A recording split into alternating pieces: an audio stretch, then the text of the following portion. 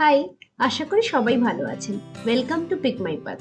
Europe হয়তো সব ভ্রমণ পিপাসু মানুষেরই বাকেট লিস্টে থাকে। আমাদের বাকেট লিস্টেও ছিল। এই ডিসেম্বরের ঠান্ডায় আমরা চলেছি ফ্রান্স আর বার্সেলোনা। ছোট্টবেলা থেকে সিনেমাতে দেখা ক্রিসমাসের সাক্ষী থাকাই ছিল এই ট্রিপের মূল উদ্দেশ্য। তো প্ল্যান মাফিক 17ই ডিসেম্বর ব্যাঙ্গালোর থেকে আমরা লুফথানসা এয়ারলাইন্স দিয়ে গেলাম প্রথমে মিউনিখ।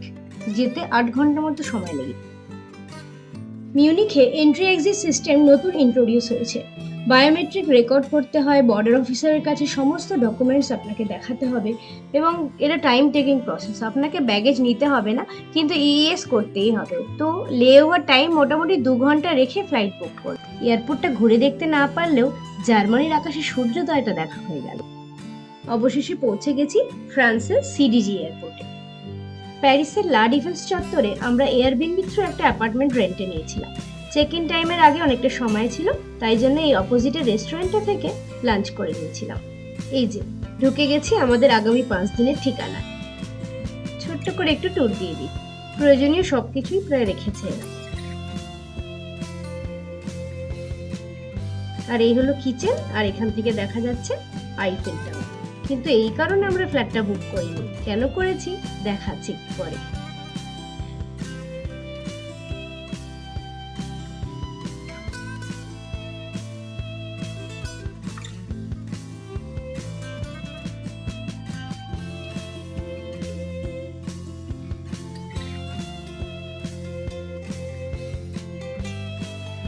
ওয়াশিং মেশিন আর ডিশওয়াশার ছাড়াও induction stove, microwave, coffee maker সবই এখানে প্রায় ছিল।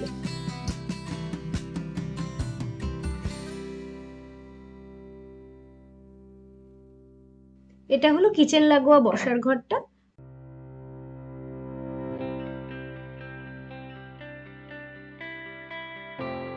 আর তার লাগোয়া 1 নম্বর বেডরুম। কাবার্ডে এক্সট্রা পিলো আর ব্ল্যাঙ্কেটও রেখে দিয়েছে।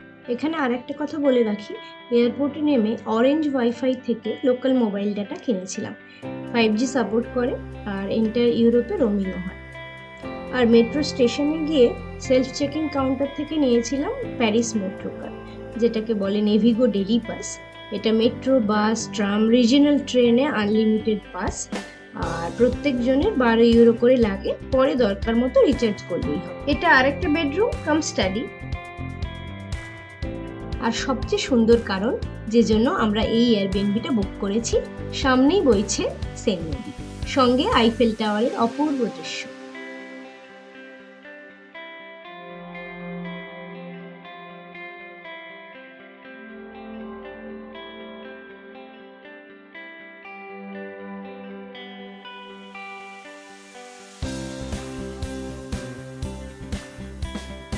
আজ সকালের ব্রেকফাস্টটা কালই কনভিনিয়েন্স স্টোর থেকে এনে রেখেছিলাম, যেহেতু অনেক সকালে বেরোতে ছিল। আর কাল রাতে ডিনারটা ওভার ইটস থেকে আনিয়েছিলাম। এমনকি গ্রোসারিজ, জল এগুলো ওভার ইটস থেকে আনানো যায়। আইফেল টাওয়ারের পাশ দিয়ে অপূর্ব সব বিল্ডিং ক্রস করে আমরা চলেছি লুভ্র মিউজিয়ামের দিকে। আজ আবার ওখানে স্ট্রাইক চলছে শুনেছি। সেই যে 19th সেঞ্চুরিজের ক্রাউনের হিরে চুরি হয়েছিল, তারপর থেকেই চলছে স্টাফ ডে স্ট্রাইক। লুভ্র মিউজিয়ামের ওয়েবসাইট থেকে ইন্ডিয়া থেকে আমরা টিকিট কেটেছিলাম, আর ওরা ইউরো অ্যাকসেপ্ট করে, আইএনআর নয়। তবে স্টুডেন্টদের জন্য এই টিকিটটা ফ্রি। আমাদের স্লট ছিল 9:30, আর অনেকে দেখছিলাম ফিরে যাচ্ছে, কারণ আজও স্ট্রাইক চলছে। মনটা খুব খারাপ লাগছিল, এত দূর এসেও কি তবে ফিরে যেতে হবে?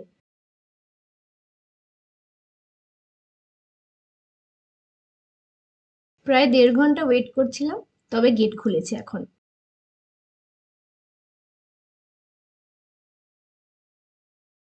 যেদিকে তাকাই সেদিকেই বাকরুদ্ধ করে দেওয়া সৌন্দর্য। আসুন এক্সপ্লোর করি লুভ্র মিউজিয়াম। বেশি আর কথা বলবো না এখন।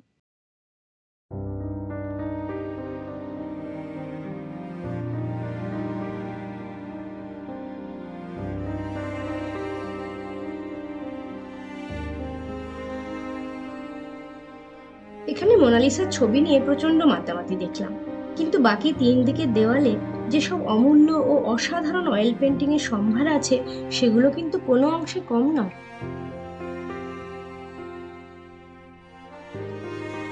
যেমন এই ছবিটা এত জীবন্ত, মনে হবে আপনি মুহূর্তটাকে যেন চোখের সামনে দেখতে পাচ্ছেন। তখন তো ফটো তোলা যেত না, কিন্তু শিল্পীর কল্পনা তুলিতে এই ছবিটা যেন জীবন্ত হয়ে উঠেছে।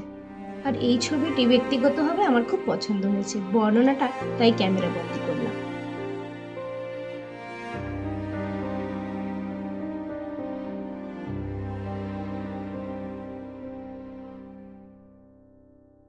এরপর লুভর মিউজিয়ামের কাছাকাছি একটা মলে লাঞ্চ করে নিয়েছিলাম।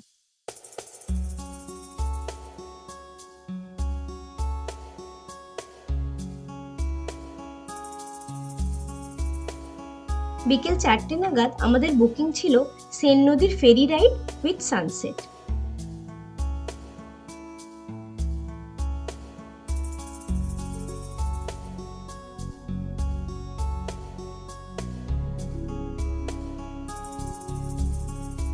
বিকেলের দিকে টেম্পারেচার প্রায় 5-6 ডিগ্রি এখন, তবে ঠান্ডা হাওয়ায় কাঁপুনি ধরিয়ে দিলেও কখনোই সেটা এই অসাধারণ অভিজ্ঞতাটাকে এক বিন্দুও ম্লান করে দিতে পারেনি। এই বোট রাইডটা অবশ্যই আমি রেকমেন্ড করব। এই বিল্ডিংগুলো প্রায় সবই ফ্রেঞ্চ রেভলিউশনের আগে তৈরি। যেমন এটা আগে ছিল একটা ট্রেন স্টেশন, এখন মিউজিয়াম। ঘড়িটা কিন্তু এখনো বহাল তবিয়তে সময় দেখাচ্ছে। আর এই হলো বিখ্যাত নট্রে ডেম ক্যাথেড্রাল। সন্ধে হয়ে আসছে, এইবার বোটটা ঘুরিয়ে নেবে। পুরো ট্যুরটা 1 ঘন্টা, এখন 5টা বাজে আর সূর্যাস্ত হচ্ছে। সঙ্গে সঙ্গে আইফেল টাওয়ারের লাইটগুলো এক এক করে জ্বলছে। বোট থেকে নেমেই দেখি একটা বিশাল ক্রিসমাস মার্কেট। হু করে টেম্পারেচার নেমে যাচ্ছে, হাতগুলো ঠান্ডায় প্রায় জমে যাবে মনে হচ্ছে এবার। বড্ড ভিড় ছিল, তাই এটা দেখেই সোজা বাড়ি।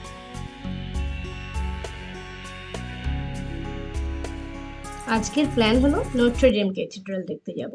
তাই প্রথমে একটা ক্যাফেতে ফ্রেঞ্চ ব্রেকফাস্ট করে নিলাম। গরম ক্রোসো, ফ্রেশ জুস আর muesli with fruits and yogurt, cappuccino, scrambled eggs আর স্যালাড নিয়েছিলাম। লোকাল ফুড ট্রাই করলে তবেই না সরাসরি জায়গাটার ভাইবসটা উপভোগ করতে পারবো। নট্রে ডেম ক্যাথেড্রাল হলো 12th সেঞ্চুরির একটা গথিক আর্কিটেকচার। 2019-এ এখানে বিশাল বড় অগ্নিকাণ্ড হয়, তারপর রিওপেন হয়েছে আবার ডিসেম্বর 2024-এ। এটা হলো ফ্রান্সের সর্বোচ্চ ভিজিটেড মনুমেন্ট। বছরে প্রায় 11 মিলিয়ন লোক এখানে আসেন।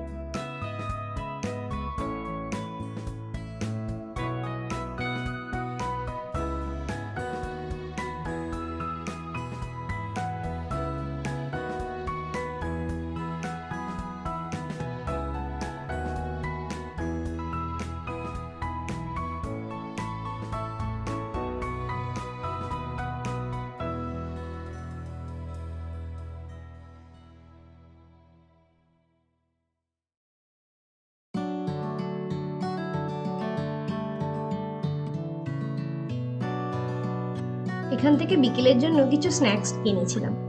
নামটি অদ্ভুত হলেও দাম ও খাবারের মান কিন্তু বেশ ভালো ছিল।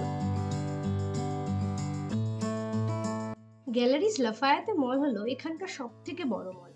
এসেছি এর আর্কিটেকচার দেখতে, অসাধারণ নিঃসন্দেহে, কিন্তু এই দুপুরেই যা ভিড়, বাপরে। লা ডিফেন্স চত্বরে ট্রেন থেকে নামতেই এয়ারবিএনবির কাছাকাছি এই ক্রিসমাস মার্কেটটা পড়লো। বৃষ্টি পড়ছিল বেশ জোরে, তাই ঠান্ডায় প্রথমে খেলাম এই গরম গরম রোস্টেড চেস্টনাট। এরপর ওই মার্কেটের মধ্যে একটা রেস্টুরেন্ট থেকে লাঞ্চ করে নিলাম। তারপর টুকটাক শপিং আর বাসায় ফেরা।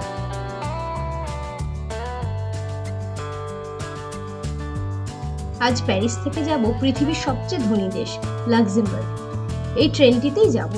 মাত্র 2.5 ঘন্টা একটা দেশে পৌঁছে যাওয়া যায় একটা দেশ থেকে, এটা জাস্ট ভাবা যাচ্ছে।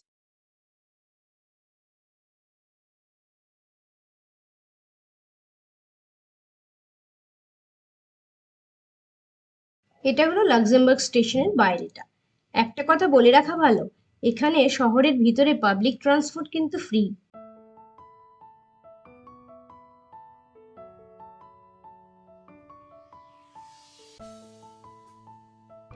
বলে দেওয়া নিষ্প্রয়োজন যে এটি পৃথিবীর সবচেয়ে ধনী দেশ। যেমনই সুন্দর তেমনই পরিষ্কার।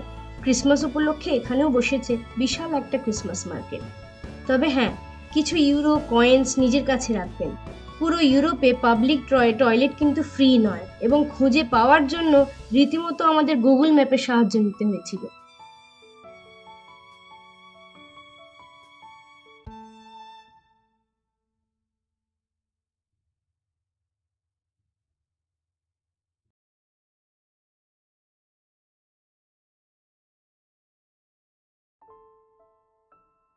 আর এই যে ইউরোপে আসার পর প্রথম হট চকলেট, কাপটা ফেরত দিলে 5 ইউরো ওরা ফেরত দেবে। আমি তো সুভেনির হিসেবে রেখেই দিয়েছিলাম।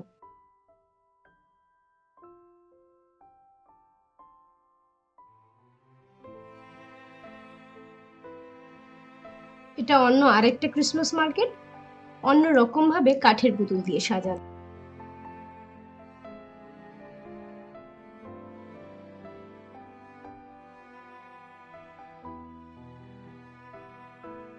এই রেস্টুরেন্টটা গুগল সার্চ করে পাওয়া, 4.5 রেটিং ছিল, খোলে দুপুর 12টায়।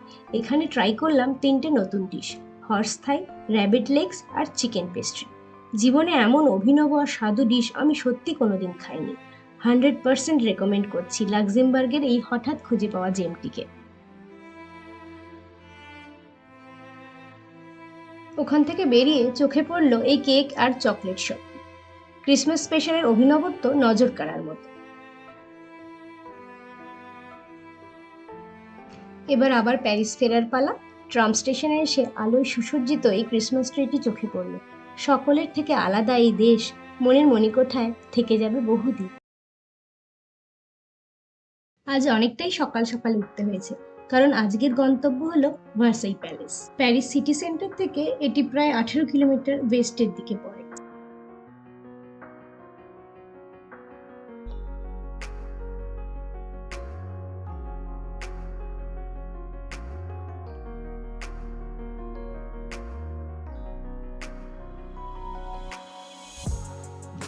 এটা UNESCO World Heritage site. Louis 14-এর আমলে ফ্রান্সের এক্সপ্যান্ড করা একটি পাওয়ার ও পলিটিক্সের মুখ্য কেন্দ্র ছিল এটি। 72 বছর রাজত্ব ছিল তার। এখানে ফ্রেঞ্চ বারক স্টাইল আর্ট ও আর্কিটেকচারের নিদর্শন পাওয়া যায়। এই প্যালেসে 2300 মতো রুম আছে। সকাল 9টায় প্যালেসটি খোলে আর সোমবার বন্ধ থাকে। প্যালেস আর গার্ডেনগুলোর আলাদা টিকিট কাটতে হয়, যেগুলো ক্লুক থেকে আমরা কেটেছিলাম।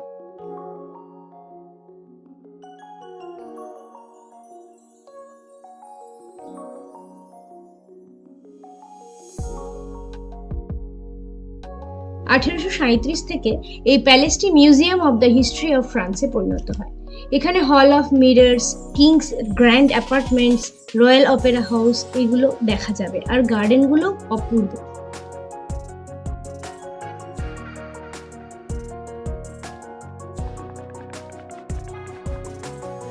এই গার্ডেনটার টিকিট যেমন আলাদা কাটতে হয়, ক্লুব থেকে কেটেছিলাম।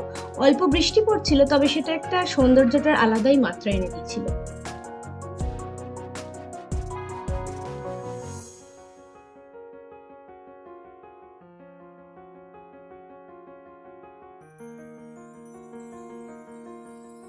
সন্ধে নামছে, এবার ফেরার পালা।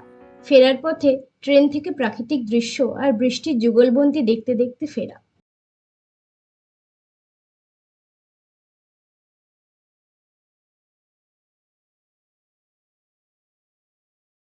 আজকের দিনটা আর্ক দে ট্রাম্প দেখে ভেবেছি প্যারিসের রাস্তায় রাস্তায় ঘুরে বেড়াবো আর লোকাল বিভিন্ন খাবার ট্রাই করব। ফ্রেঞ্চ রেভলিউশনে যারা লড়ে প্রাণ দিয়েছিলেন তাদের স্মরণে নেপোলিয়ান এই মনিউমেন্টটি তৈরি করে।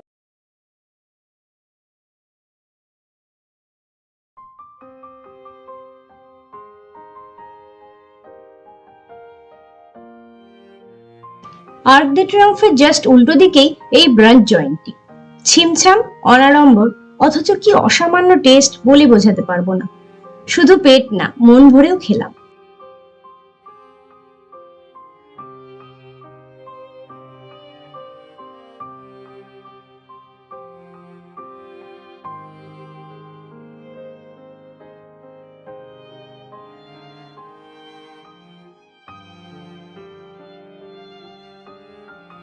তারপর নানান পথে হেঁটে বেড়াবো বলেছিলাম যে, ক্রিসমাস উপলক্ষে এখনো প্রত্যেকটি রাস্তাই সুসজ্জিত আর আলোয় আলোকিত।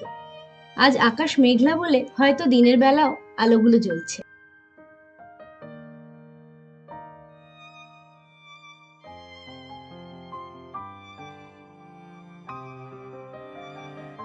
এরপর লাঞ্চ করলাম আগে থেকে বুকিং করে রাখা এই রেস্টুরেন্টটিতে। এখানে খেলাম carrot coconut shrimp soup, scallop in gravy আর সি ব্যাসের একটা ডিশ। এখানে ফ্রেঞ্চ অনিয়ন স্যুপ খুব বিখ্যাত, তবে সেদিন আমরা এটা পাইনি। রাস্তার নাম হচ্ছে মো মার্কেট।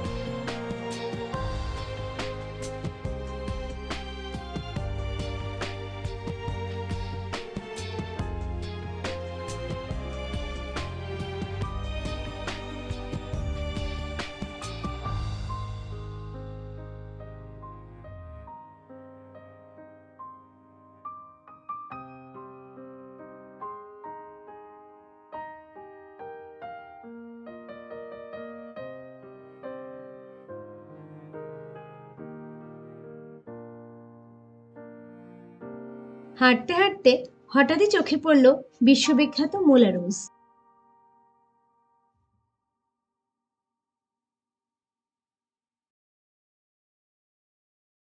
এর পাশের গলি দিয়ে ঢুকলেই পাবেন cobblestone road, open fish market, আর এখানকার বাটার আর চিজ তো বিশ্ববিখ্যাত, একথা সবাই জানে।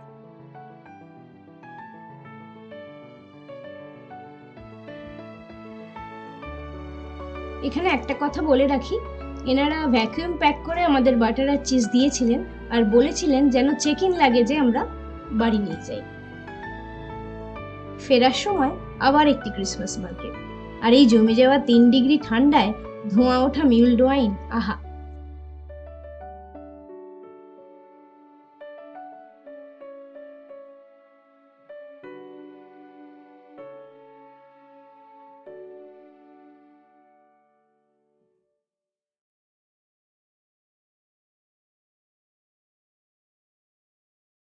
আজকের ব্লগটা এই পর্যন্তই। ইউরোপ ব্লগের পার্ট 2 নিয়ে ফিরছি খুব তাড়াতাড়ি। ভালো থাকবেন, আর ভিডিওটা ভালো লাগলে অবশ্যই চ্যানেলটাকে সাবস্ক্রাইব করে দেবেন। বাই।